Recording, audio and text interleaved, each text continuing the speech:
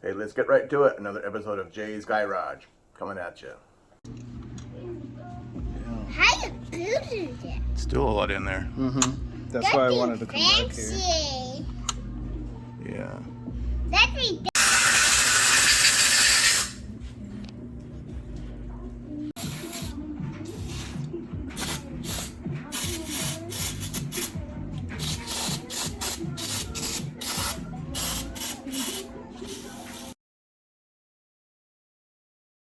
Got other things going on. Yeah, here you go. See anything else?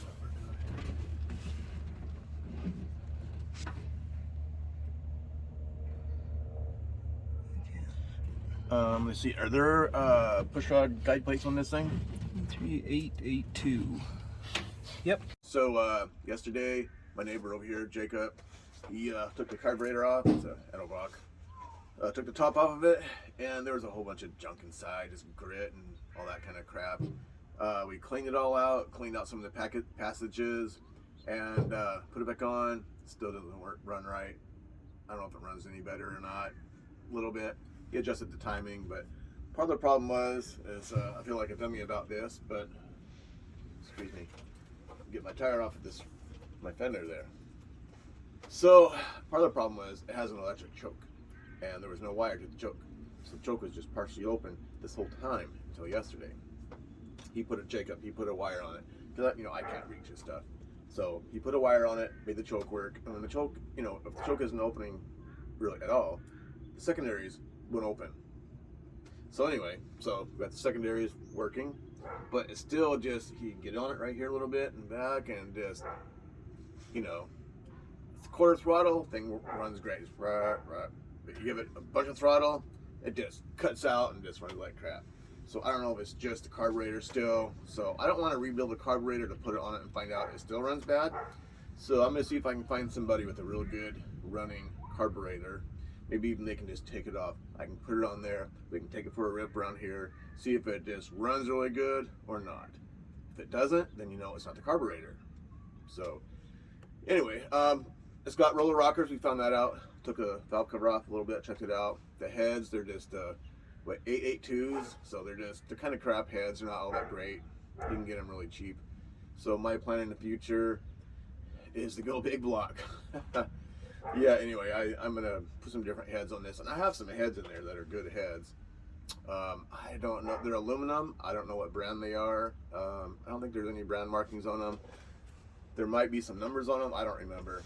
But I was saving that for the block that I got in there. And I got a stroker crank and everything. I think it's a 383. Yeah, 383 stroke crank and some rods. So it's a combination together. But anyway, so I was kind of looking around, but Jacob was saying, why don't you go EFI, the Holley Dominator, not Dominator, the one less than that. I can't think of what it is off the top of my head.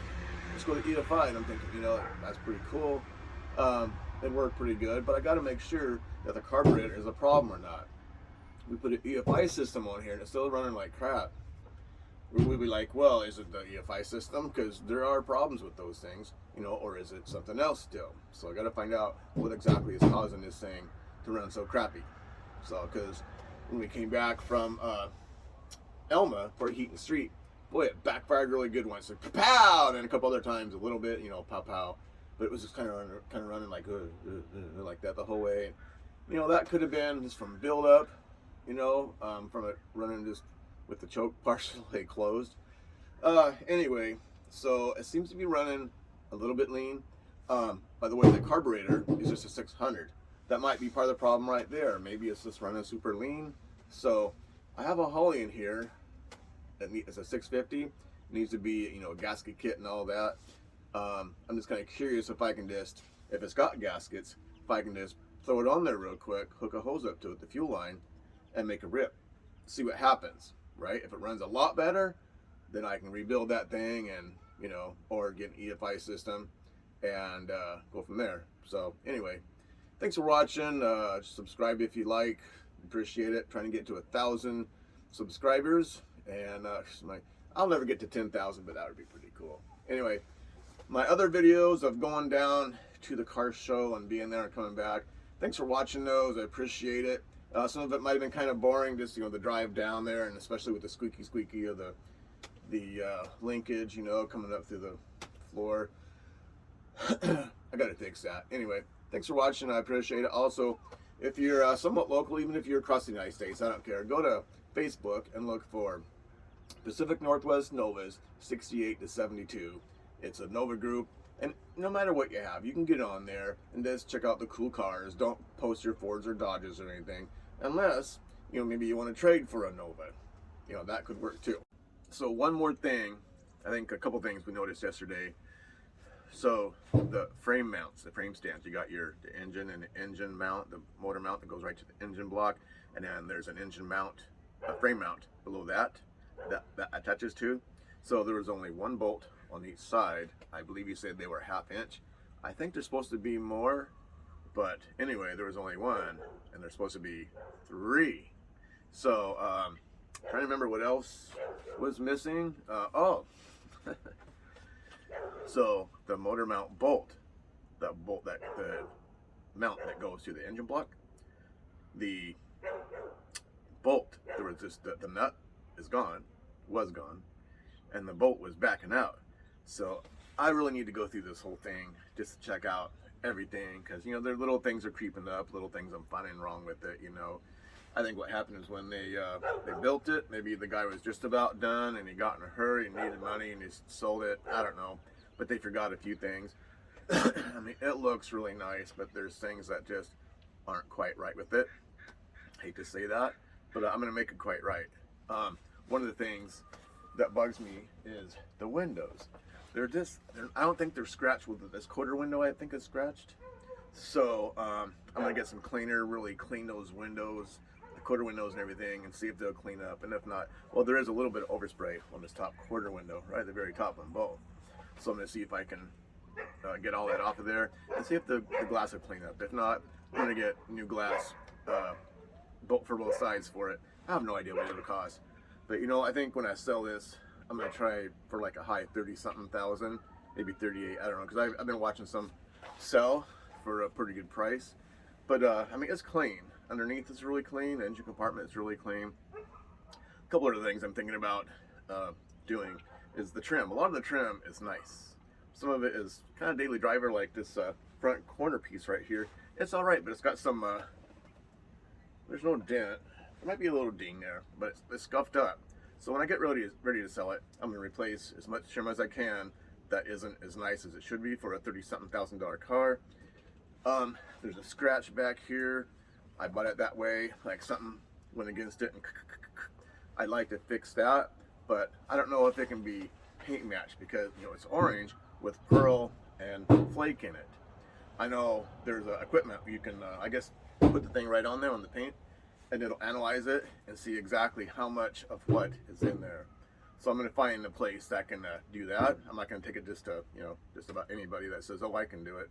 They got to back up their work. So anyway, that's what I'm thinking about doing for the scratch there, fixing that. Since I bought it, there's a ding over here now, rear quarter. It's a little ding. I don't know how I got it. I'm gonna see if I can go to a touchless paint place, see if they can pop it out, do whatever they do, make it so you can't even tell it was ever there. And then from there, yeah, I'm gonna get a car cover. I don't have room in here yet, but I don't really want to leave it out here even covered. I want to find a place I can put it, because moisture, when it rains and snows, moisture, it comes up and the inside of the bumpers will get kind of corroded a little bit, and all this everything where it's really nice is going to go away. I don't want that to happen. Maybe I'll sell it before then, who knows, we'll see. Anyway, thanks for watching again, appreciate it. Got 70 subscribers now. I did a couple of quick videos, I forget what they're called, just little quick videos. I'm gonna do a few more.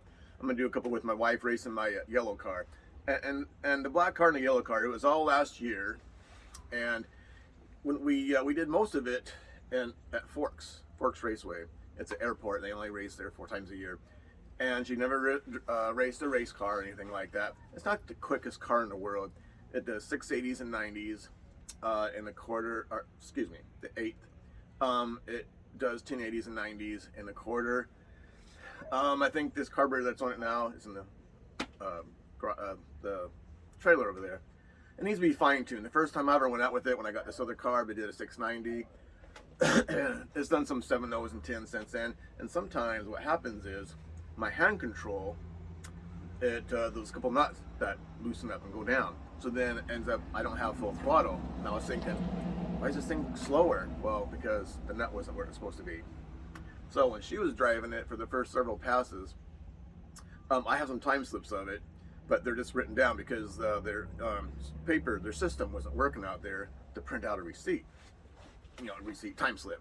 So they were writing it all down really hurriedly. But when I told her to make some passes, I said, like half track, a little more than half track, even though it's only an 1/8, and then just let off and get kind of used to it. Because the Forks track, they don't prep it really good. There's not a whole lot of money for that track, so prep is very expensive. So you got to have a really good working car out there, and mine works all right. The last time I drove it out there myself, some guy oiled it down in the left hand side, and they cleaned it out and they cleaned it up. And a bunch of cars went, and I was one of the last cars, and I got going down, and they kind of did this. I let out of it, get some more throttle, and it did that, and give it some more throttle, and it did that. So it's still slick out there. After that, it was all good, but I don't want her to have to deal with that. I don't want her to wreck the car and get hurt or anything. So even though it was only an 1/8, 680, 690 car, I told her just be mellow with it. She did a whole bunch of passes where they were just, 8-second passes, that's about.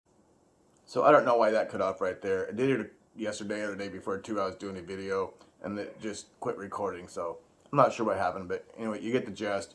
Anyway, thanks for watching Jay's Garage. I got another one I got to post up here real quick too that I recorded the last couple days. All right, thanks for watching.